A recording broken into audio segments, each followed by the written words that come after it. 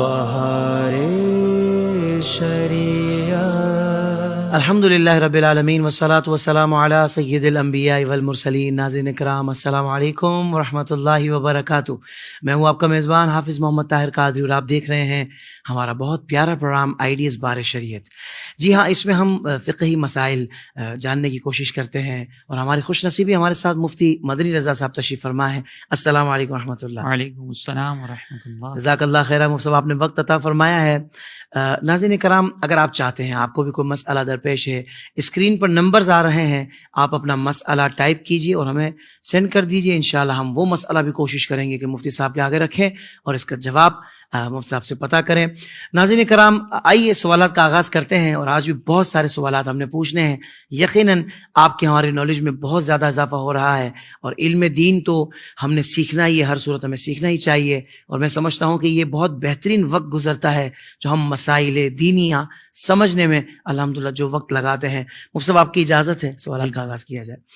اچھا، نہاتے ہوئے بعض اوقات قریب میں بالٹی رکھی ہوتی ہے تو اس میں پانی کے قطرے چلے جاتے ہیں، تو ایسی صورت میں اس پانی کے بارے میں کیا حکم ہوگا؟ کیونکہ ہمارے جسم سے پانی کے چھینٹے اس میں گر چکے ہیں، تو کیا اب اس پانی سے نہا سکتے ہیں یا نہیں؟ ارشاد فرمائیں۔ دیکھیں، اگر تو غسل فرض ہے کسی پر اور پھر وہ فرض غسل نہ رہا ہے تو جو پانی جسم سے چھینٹے جو گر رہے ہیں نا، وہ مائع مستعمل کہلاتا ہے۔ صحیح، جسم سے جیسے ہی جدا ہوگا اور پھر وہ بالٹی میں جا رہا ہے، تو مائع مستعمل کے اندر اصول یہ ہوتا ہے کہ اگر وہ کسی پاک پانی میں، یعنی ایسا پانی جو پہلے یوز نہیں ہوا، صحیح، اس میں مل جاتا ہے اور اس کی مائع مستعمل کی مقدار کم ہے، جیسے تھوڑے بہت چھینٹے جا رہے ہیں بالٹی کے اندر، تو obvious سی بات ہے کہ یہ جو پانی استعمال نہیں ہوا اس کی مقدار زیادہ ہے، اور ہماری طرف سے جو چھینٹے جا رہے ہیں اس کی مقدار کم ہے، تو اس سے کوئی فرق نہیں پڑے گا، آپ وہ پانی استعمال کر سکتے ہیں جس کے اندر چھینٹے گئے ہیں۔ اور اگر بالفرض کوئی ایسا زیادہ ہو جاتا ہے نا، اگر مثال کے طور پر ایک بالٹی رکھی ہوئی ہو اور اس میں پانی بہت زیادہ چلا گیا مائع مستعمل، اور یہ عمومی طور پر ہوتا نہیں ہے، تب وہاں پہ پرابلم ہے۔ اچھا، اور یہ بھی اس صورت کے اندر یہ تفصیل ہے کہ جب غسل فرض ہو اور اس کا حکم ہے، اور اگر کوئی مستحب غسل کر رہا ہے ثواب کی نیت سے، تو اس کے لیے بھی یہ حکم ہے کہ وہ اس کا پانی، جو اس کے جسم سے جو پانی جدا ہوگا وہ مستعمل ہو جائے گا، جیسے جمعہ کی سنت کی نیت سے کوئی کر رہا ہے۔ لیکن اگر کوئی ایسے ٹھنڈک کے لیے نہ آ رہا ہے، کوئی نیت نہیں ہے، ثواب کی نیت بھی نہیں ہے، کوئی فرض غسل بھی نہیں ہے، اور وہ پانی اگر جا رہا ہے تو اس میں تو پھر کوئی بھی حرج نہیں ہے، بالکل بلا کر ہاتھ اس سے نہا سکتے ہیں۔ لیکن کوشش یہ کرنی چاہیے کہ جتنا دور رکھ سکیں اس بالٹی کو اتنا دور رکھیں تاکہ پانی نہ جائے، احتیاط کے ساتھ استعمال کریں، لیکن اگر چلا گیا تو اس پانی کو ضائع نہ کریں، اس کو استعمال کر سکتے ہیں۔ ٹھیک ہے۔ اب غسل کر لیا ہے اور اس میں پانی کے چھینٹے بھی غسل کرتے ہوئے گئے تھے، فرض غسل بھی نہیں تھا، تو ایسی صورت میں وضو بھی ہو جائے گا، مطلب اسی غسل میں کہ نہیں الگ سے؟ دیکھیں، اگر مثال کے طور پر کسی نے پانی اپنے جسم پر ڈال لیا اور وضو کی علیحدہ سے نیت نہیں کی تھی تو اس کو وضو کا ثواب نہیں ملے گا، لیکن وضو ادا ہو جائے گا۔ ہمارے یہاں پہ بعض اوقات یہ بھی ہوتا ہے کہ غسل کرنے کے بعد پھر علیحدہ سے وضو کرتے ہیں، تو اس کی ضرورت نہیں ہے، کیونکہ جب آپ غسل کر رہے ہیں تو وہ اعضاء خود بخود دھل رہے ہیں جو وضو میں دھوئے جاتے ہیں۔ صحیح، تو یہ فرض وضو کا نیت ہو تو ثواب ملے گا، نیت ہو تو ثواب ملے گا، ورنہ ثواب نہیں ملے گا۔ بہت اچھے، ماشاءاللہ، جزاک اللہ خیر۔ اچھا، آج کل لوگ ایمرجنسی میں دوبارہ وضو کرنے کا بھی طریقہ بتاتے ہوئے پائے جاتے ہیں، اور خاص کر طواف کرنے والوں کو یہ بتایا جاتا ہے کہ بھائی اسپرے کی بوتل میں پانی بھر لیں، اور پھر جب وضو کی ضرورت ہو تو اسپرے سے جس عضو کو دھونا ہے اس پر پانی چھڑک کر پانی اس پر مل لیں، یوں پانی بھی کم استعمال ہوگا اور بآسانی وضو بھی ہو جائے گا۔ تو یہ شارٹ کٹس پہلے تو ہم نے نہیں سنے تھے، تو کیا اس طرح وضو ہو جاتا ہے؟ دیکھیں، اگر کسی مقام پر وضو کرنا پاسبل نہ ہو، پانی نہیں ہے یا پانی تک رسائی نہیں ہے، تو اس کا بدل جو ہے نا، اللہ رب العزت نے ہمیں پہلے دے دیا تیمم ہے۔ تیمم دیا، ٹھیک ہے نا، فَلَمْ تَجِدُوا مَاءً فَتَيَمَّمُوا صَعِيدًا طَيِّبًا، کہ اگر تم پانی نہ پاؤ، یعنی اس پر قدرت نہ ہو یا پانی موجود نہ ہو، تو پھر تم پاک مٹی کا ارادہ کرو۔ تو ایمرجنسی وضو یعنی یہ ہے ہمارے پاس کہ ہم تیمم کریں، اگر وہ بھی کہیں ضرورت ہو تو، وہ بھی پانی بہت دور تک اس کا بھی کوئی تک رسائی نہ ہو کہ 1 میل تک آپ کو پانی کی رسائی کے بارے میں گھمانے کے چاروں طرف 1 میل تک جو ہے نا وہ آپ کو پانی نہیں ملے گا، تو اس کی اجازت ہے، یا کوئی بیماری وغیرہ کی وجہ سے۔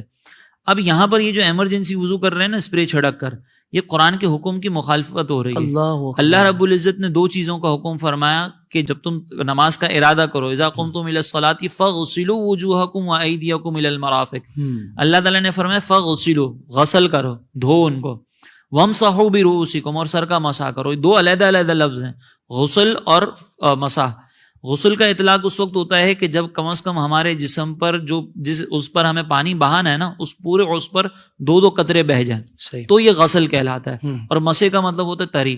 اب یہ جو اسپرے سے ہم یہ ڈالیں گے اسپرے اور پھر اس کو ہم پہنچا رہے ہیں، تو یہ پانی بہا نہیں رہے ہم، یہ پانی کا مسح کر رہے ہیں. اور مسح کا تعلق سر سے ہے، بقیہ اعضاء کو دھونا ہے. تو مسح تو ہو جائے گا اس طریقے سے، لیکن یہ جو دھونے کا حکم ہے نا، یہ قرآن کے حکم کی مخالفت ورزی میں آئے گا کہ آپ مخالفت کر رہے ہیں، خلاف ورزی ہو جائے گی. لہٰذا اس صورت کے اندر جو ایمرجنسی وضو بتایا گیا یہ ادا نہیں ہوگا. اس طریقے سے اگر طواف کریں گے تو یہ ایسے ہی ہے جیسے بے وضو طواف کیا. اس طریقے سے اگر نماز ادا کریں گے تو ایسے ہی ہے جیسے بے وضو نماز ادا کی، کیونکہ دھونے کا حکم ہے، آپ نے صحیح سے دھونا ہوگا. یہ ہمارے یہاں پر مساجد میں بھی آپ نے دیکھا ہوگا کہ بعض احباب جب پانی کم ہوتا ہے نا تو ہاتھ میں تھوڑا سا چلو لے کے پھر مل لیتے ہیں. یہ ملنا مسح میں شامل ہوتا ہے، دھونے میں شامل نہیں ہوتا. اس کا ہمیں خیال کرنا ہوگا. پانی کم ہے تو تیمم کی طرف جا سکتے ہیں اگر پانی میسر نہ ہو تو. قرآن نے آلٹرنیٹ دیا، اسی کی طرف جائیں، اپنی مرضی سے ایجادات نہ کریں. یعنی ایک عمل غلط ہونے کی وجہ سے کتنی عبادات آپ کی نہیں ہوئی. ایسے ہی ہے، نہ نماز ہوئی نہ طواف ہوا اگر آپ نے اس طرح وضو کر لیا تھا. لیکن لوگ ہمارے یہاں پر مجتہد بنتے ہیں نا خود. اللہ اکبر. پھر ایسے ہی ہوتا ہے. اللہ تبارک و تعالیٰ ہدایت عطا فرمائے ان لوگوں کو کہ جو اپنے ذہن سے لوگوں کو مسائل بتا رہے ہوتے ہیں اور غلط بتا رہے ہوتے ہیں.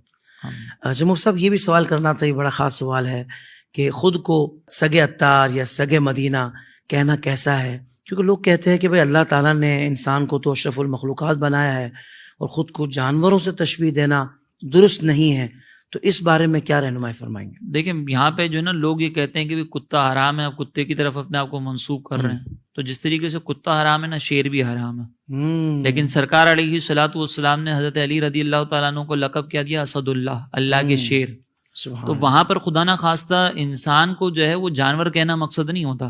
تو جب کسی جانور کے لقب کے ساتھ تشبیہ دی جاتی ہے نا، یا کسی جانور کا لقب استعمال کیا جاتا ہے، نام استعمال کیا جاتا ہے، اسے لقب دیا جاتا ہے، تو اس جانور کی جو کوالٹی ہوتی ہے وہ یہاں پہ بیان کرنا مقصد ہوتا ہے. اسد اللہ سے مراد یہ ہے کہ اللہ کے شیر ہیں، بہادر ہیں. تو اسی طریقے سے اگر کوئی کہتا ہے نا سگے مدینہ، سگے عطار، تو اس سے مراد یہ ہوتا ہے کہ کتا چونکہ وفادار ہوتا ہے، کتا جو ہے وہ مار کھا کر بھی جو ہے نا اس در سے ہٹتا نہیں ہے. تو ہم اپنے مدینے سے ایسا ہی تعلق رکھتے ہیں کہ سرکار کی بارگاہ سے تو ویسے ہی نہیں دھتکارا جاتا، لیکن ہم سرکار کے ایسے باوفا ہیں کہ انشاءاللہ وہاں سے کبھی ہٹیں گے نہیں. اور جو مریدین اپنے پیر صاحب کے لیے لفظ استعمال کرتے ہیں، سگے عطار اپنے آپ کو کہتے ہیں، تو اس میں بھی مقصد یہ ہوتا ہے کہ ہم اپنے پیر کے باوفا ہیں. تو یہاں پہ جو وفا ہے نا اس کی طرف اشارہ کرنا مقصد ہے، اپنے آپ کو جانور سے تشبیہ دینا مقصد نہیں ہوتا. تو اسی لیے کسی کے بارے میں اس طرح کی گفتگو کر کے اپنے آپ کو ایسا سمجھنا کہ ہم نے بڑا کمال کر دیا، یا آپ کا اپنا نظریہ ہو سکتا ہے، لیکن دوسروں کو بے وقوف نہ سمجھا جائے اور ان کے بارے میں یہ سوچنا رکھی جائے کہ ان کو دین کا کچھ بھی نہیں پتا. اللہ اکبر. اللہ آپ کو جزائے خیر عطا فرمائے. ایک خاص وصف کی طرف ایک اشارہ ہوتا ہے کہ اس کے اندر جو خاص وصف ہے مراد اس سے یہ ہوتی ہے. بالکل ٹھیک ہے. مفتی صاحب ایک اور سوال ہے کہ اگر لینز لگانے سے آنکھوں میں جو پانی آتا ہے تو وہ پانی آنکھوں سے نکلتا ہے، تو وہ ناپاک ہوتا ہے یا پاک ہوتا ہے؟ اس سے وضو برقرار رہتا ہے یا ٹوٹ جاتا ہے؟ دیکھیں آنکھوں سے صرف جو بیماری کی وجہ سے پانی نکلتا ہے نا وہ ناپاک ہوتا ہے. اچھا. باقی جو ایسے ہی ہم نے لینس لگایا اور اس سے تھوڑی سی تکلیف ہوئی اور پانی نکل آیا، یا آنکھ میں انگلی لگ گئی پانی نکل آیا، تو آنسو نکل آیا، تو یہ سارے پانی ناپاک نہیں ہوتے. صرف بیماری کی وجہ سے جو نکلتا ہے نا، جیسے آشوب چشم کا پانی ہے، آنکھ میں خدا نہ خواستہ کوئی زخم ہو گیا اس کی وجہ سے کوئی پانی نکل رہا ہے تو وہ ناپاک ہوتا ہے اور اسی سے وضو ٹوٹتا ہے، باقی اس کے علاوہ وضو نہیں ٹوٹتا. بالکل ٹھیک ہے. یہ تو بہت مسئلہ بالکل واضح ہو گیا.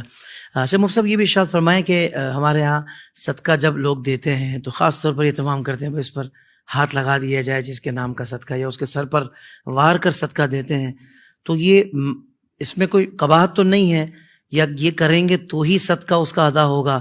میں چاہوں گا دونوں صورتیں بیان فرما دیں. دیکھیں اس میں قباحت تو کوئی نہیں ہے. اگر مثال کے طور پر کوئی شخص ہاتھ لگا دیتا ہے کہ بھائی چلے میری طرف سے، تو اس میں کوئی ایسا حرج نہیں ہے. لیکن اس سے یہ سمجھنا کہ جب تک ہاتھ ہی نہیں لگائیں گے، سر سے واریں گے نہیں تو بلائیں دور نہیں ہوں گی، یہ تصور درست نہیں ہے. اچھا. سرکار علیہ الصلوۃ والسلام نے یہ فرمایا کہ صدقہ بلاؤں کو ٹالتا ہے، تو اس کے اندر کہیں یہ ذکر نہیں کیا گیا کہ جو نا وہ سر سے واریں گے تو بلائیں ٹلیں گی. ہمارے یہاں پر ایک چیز رائج ہے، اس میں کوئی شرعی قباحت نہیں، کوئی شرعی اصول کے خلاف نہیں ہے، تو اس میں کوئی حرج بھی نہیں. بلکہ تو پورے 7 چکر پورے کرتے ہیں نا بعض. یہ کوئی ضروری نہیں ہے، مطلب اپنے طور پر کوئی رسم بنا لیتا ہے تو اس میں کوئی حرج بھی نہیں ہے. جیسے وہ مفتی اعظم کا وہ ایک ہے نا، مفتی اعظم ہند کا کہ تیرے سر سے صدقے وارا کروں میں، یہ مصرع ہے. تو اس سے بھی ایک اشارہ ملتا ہے کہ بھئی ایک ہمارے یہاں پر رائج چیز ہے. تو اس میں اگر کوئی اختیار کرتا ہے تو کوئی قباحت نہیں ہے. صحیح صحیح صحیح. اچھا یہ بھی بڑا خاص مسئلہ ہے اور جو میڈیکل سے وابستہ لوگ ہیں اس حوالے سے ہے کہ ڈاکٹرز کو جو ادویات سیمپل کے طور پر دی جاتی ہیں تو وہ ادویات بعض اوقات ڈاکٹر حضرات کی طرف سے میڈیکل اسٹور والوں کو بیچ دی جاتی ہیں اور اس پہ بعض اوقات ناٹ فار سیل بھی لکھا ہوتا ہے. تو کیا ایسی ادویات کا خریدنا میڈیکل والے کے لیے اور پھر اس کو عوام میں بیچنا یہ جائز ہے؟ دیکھیں اس میں دو صورتیں ہیں. صحیح. اگر تو وہ کمپنی جو اپنی دوائی جو ہے وہ سیمپل کے طور پر ڈاکٹر کو دے رہی ہے وہ ایز اے گفٹ دے رہی ہے کہ بھائی اب آپ کی ہو گئی. صحیح. تو اب چاہے اس پر ناٹ فار سیل لکھا ہوا ہو چاہے کوئی بھی ہو وہ ڈاکٹر اپنی مرضی سے چاہے تو بیچ دے چاہے فری میں کسی کو دے. اور اگر اس نے کسی کو آگے بیچا جیسے میڈیکل والے کو اور میڈیکل والا بھی آگے بیچ رہا ہے تو کوئی مسئلہ نہیں کیونکہ ابھی اس کی اپنی ملکیت میں داخل ہو چکا ہے. اگر ایسا ہے تو جائز ہے, اس میں کوئی پرابلم نہیں ہے. لیکن اگر مثال کے طور پر کمپنی نے دیا اس لیے تھا کہ بھائی آپ اپنے پاس رکھیں ایز اے سیمپل بھی اور یہ آپ کے پاس ایک امانت ہے, کوئی ضرورت مند ہو تو اس کو آپ چاہیں تو دے دیں صحیح سیمپل کے طور پر کہ تجربہ بھی ہو جائے, تو اب یہ ملکیت میں نہیں دیا, اب ایز اے امین دیا ہے تو اب نہیں بیچ سکتے. اچھا اچھا. اگر آپ کو بس اس کا خلاصہ یہ ہے کہ اگر ملکیت میں دیا ہے تو پھر آپ بیچ دیں, اس میں کوئی حرج نہیں ہے. اور اگر ملکیت میں نہیں دیا تو پھر آپ جو ہے وہ بیچ نہیں سکتے آگے. یہاں پر بس ایک تھوڑی سی گزارش کرنا چاہوں گا کہ ناٹ فار سیل اگر اس کے اوپر لکھا ہوا ہے نا تو کوشش کریں کہ آپ اس کو نہ بیچیں, کیونکہ لوگ جو ہے وہ آپ کے بارے میں بدگمانی کریں گے. اور سرکار علیہ الصلوۃ والسلام نے فرمایا اتقوا مواضع التہم کہ اپنے آپ کو تہمت کے مقامات پر نہ بیچو. 10-15 ایسی ٹیبلٹس ہوں گی جو آپ کو دے دی ہیں سیمپل کے طور پر, اس سے کوئی بہت بڑا کاروبار تو آپ کا نہیں چمکے گا, تو بہتر ہے کہ نہ بیچیں. لیکن اگر بیچیں گے تو گناہگار بہرحال نہیں ہوں گے. صحیح صحیح صحیح. اس کا مطلب یہ ہوا کہ دونوں سائڈس دکھا دی گئی کہ بھائی ہم نے بھی بدگمانی سے بچنا ہے جی, کہ اگر ایسا دیکھ بھی لیں تو ہم نے گمان اچھا رکھنا ہے کیونکہ مسئلہ آپ نے ارشاد فرمایا. جی جی جی. اور دوسری سائڈ یہ ہے کہ اگر نہ ہی بیچے تو کتنا اچھا ہے, نہ بیچیں تو تاکہ جن کو مسئلہ نہیں پتا وہ بدگمانی سے بچ جائیں گے بیچارے. ایسے ہی ہے. اللہ آپ کو جزائے خیر عطا فرمائے. اچھا مفتی صاحب یہ بڑا ایک علمی سوال ہے, یوں سمجھ لیجئے کہ کوئی کہے کہ بھائی دین کسی حدثنا یا اخبرنا کہنے والے کا محتاج نہیں, تو اس بارے میں کیا کہیں گے کہ واقعی دین کو روایات کی حاجت نہیں؟ دیکھیں پہلے میں اس کی وضاحت کر دوں. حدثنا کا مطلب ہمیں حدیث بیان کی, اخبارنا کا مطلب ہمیں خبر بیان کی. جب راویان حدیث جب کوئی حدیث بیان کرتے ہیں تو اس میں اس طرح کے الفاظ استعمال کرتے ہیں کہ حدثنا فلاں, ہمیں فلاں راوی نے یہ حدیث بیان کی. اب یہ اعتراض اس طرف ہے کہ ہم روایات کو تسلیم نہیں کرتے, یعنی امام بخاری نے جو محنت کی ہے, امام مسلم نے جو محنت کی ہے, ہم اس کو تسلیم ہی نہیں کرتے. یہ بات کی ایجادات ہے. تو ایسے افراد کے لیے گزارش یہ ہے کہ دیکھیں, اور یہ کہتے ہیں کہ ہم صرف سنت کو مانتے ہیں. سنت کا مطلب یہ کہ جو شروع سے طریقہ کار چلے آ رہا ہے بس ہم اس کو فالو کریں گے, اور وہ 20-25 چیزیں. تو ہمارا جو دین ہے نا وہ آفاقی دین ہے, وہ صرف 20-25 چیزوں پر مشتمل نہیں ہے. ہمارا دین جو ہے وہ دنیا کے ہر شعبے سے وابستہ ہے, ہر چیز کے اندر ہمیں رہنمائی کرتا ہے. قرآن مجید کے اندر آپ دیکھیں نماز پڑھنے کا حکم دیا گیا, لیکن طریقہ کار ہمیں احادیث سے ملتا ہے, انہی روایات سے ملتا ہے. اب یہ احباب اس طرح سے کہتے ہوئے آپ کو نظر آئیں گے کہ بھئی سنت کے اندر آپ کو کبھی اختلاف نظر نہیں آئے گا, بس سنت کو فالو کریں. تو اس کا مطلب نماز پڑھنے کے طریقے کے اندر تو اختلاف ہے, مختلف حدیثیں آ رہی ہیں. شواف حضرات جو ہے ان کے اپنے دلائل ہیں, وہ اپنے انداز سے نماز پڑھتے ہیں, ہم اپنے انداز سے نماز پڑھتے ہیں. تو کیا مطلب یہ دین کا حصہ نہیں ہے, یہ سنت نہیں ہے؟ نماز کا طریقہ کیا پھر ہم روایت سے نہیں لیں گے؟ تو اسی لیے سب سے پہلی بات یہ کہ اگر کوئی روایت پر اعتراض کرتا ہے نا تو اس نے دین کا آدھے سے زیادہ حصہ تو اڑا دیا. اللہ اب وہ یہ کہنا چاہ رہے ہیں کہ بھائی ہمیں بس اب چند چیزیں آپ لے لیں سنت سے, باقی ہماری جو مرضی ہوگی ہم وہ بیان کریں گے. اگر ہم دیکھیں قرآن کی آیت کو سب سے پہلے دیکھیں تو اللہ تبارک و تعالیٰ نے فرمایا کہ ما آتاکم الرسول فخذوہ وما نہاکم عنہ فانتہوا, کہ یہ رسول تمہیں جس چیز کا حکم دیں اسے اخذ کر لو, اور جس چیز سے منع کریں اس سے رک جاؤ. بہت اچھا. تو یہاں پر اب آپ دیکھیں کہ اللہ رب العزت نے ہمیں رسول اللہ صلی اللہ علیہ وسلم کی طرف راغب کیا کہ آپ وہاں پر جا کر وہاں سے دین سیکھیں. اور وہ کیسے ملے گا؟ وہ روایت سے ہی ملتا ہے, وہ انہی احادیث سے ملتا ہے. دوسری بات یہ کہ سرکار علیہ الصلوۃ والسلام نے فرمایا, یہ بھی ترمذی شریف کی روایت ہے, کہ آخری دور کے اندر تم ایسے لوگوں کو دیکھو گے کہ جب ان کے سامنے میری حدیث بیان کی جائے گی تو وہ اپنے تکیوں پر ٹیک لگا کے بیٹھے ہوں گے اور کہیں گے کہ ہمارے اور تمہارے درمیان جو نا وہ کتاب اللہ ہے, وہی ہمیں کافی ہے, جو اس میں بیان ہو گیا وہی ہمارے لیے کافی ہے. تو سرکار علیہ السلام نے فرمایا کہ خبردار, اللہ کے رسول جو ہے نا وہ بھی چیزوں کو حرام ٹھہراتے ہیں اور حلال ٹھہراتے ہیں, تم ان سے بھی مسئلہ اخذ کرو. تو یہ سرکار علیہ الصلوۃ والسلام نے ہمیں پہلے ہی یہ خبر دے دی کہ کچھ لوگ ایسے آئیں گے جو انکار کریں گے, تو ہمیں ان کے انکار کی طرف متوجہ نہیں ہونا. اب اصول کیا ہے کہ ہمارے سامنے کوئی روایات آتی ہے نا، تو ہمارے محدثین نے بڑی محتاط طریقے سے ان روایات کو جمع کیا ہے. ان روایت کے اندر یہ بھی دیکھا جاتا ہے کہ جو خبر بیان کرنے والے ہیں ان کا معیار کیا تھا، ان کی ذاتی زندگی کیا تھی، وہ دین کے معاملے میں کتنی رعایت کرتے تھے.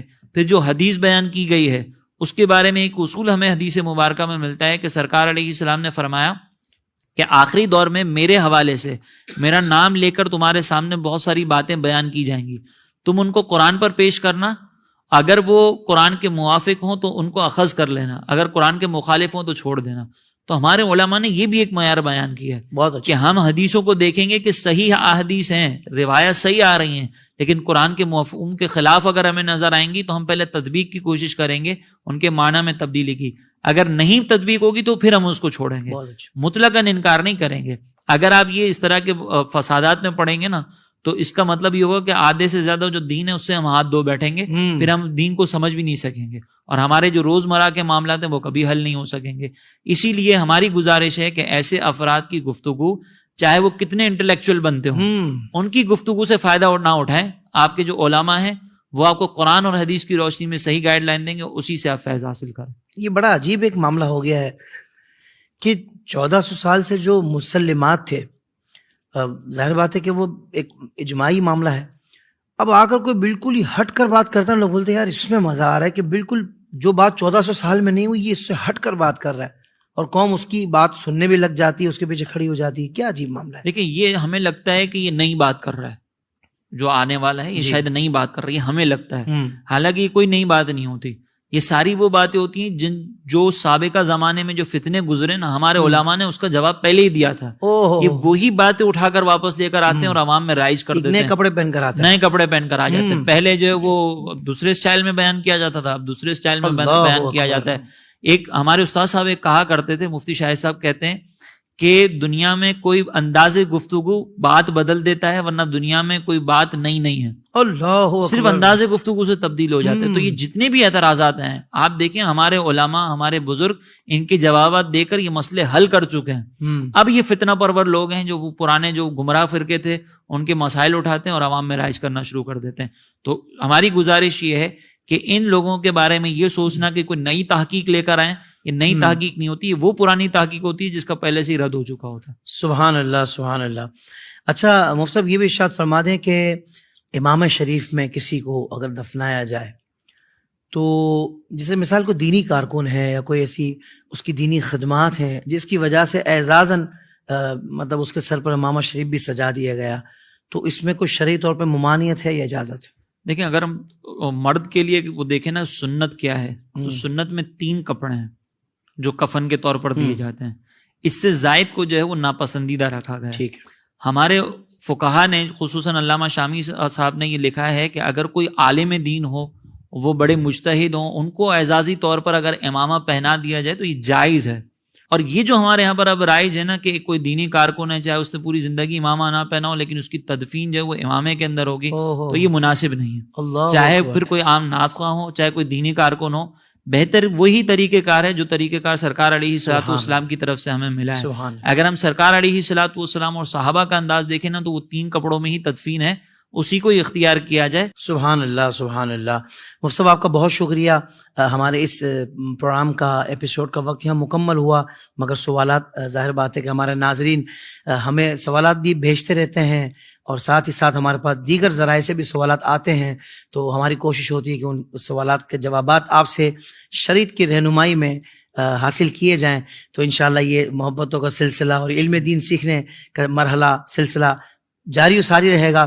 تو ناظرین کرام، اگر آپ چاہتے ہیں کہ کوئی آپ کا مسئلہ ہے تو اس کو ٹائپ کیجئے، اسکرین پر نمبرز جو آ رہے ہیں اس پر ہمیں سینڈ کر دیجئے. ہم کوشش کریں گے کہ مفتی صاحب سے ان سوالات کا بھی حل پوچھا جائے اور شریعت کے رہنمائی میں حل جانا جائے.